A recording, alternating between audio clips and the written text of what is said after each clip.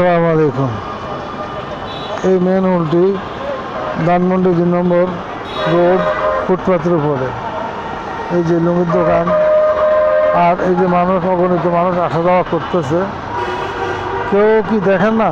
আর এখানে প্রভাবশালী কেউ নেই আশেপাশে, বা সরকারের নিয়ন্ত্রণে কেউ নেই যারা এই ধরনের ইমার্জেন্সি কাজগুলো খুব দ্রুত করে দিতে পারে, বা করার মতো এরকম কোনো আদেশ নিষেধ নাই।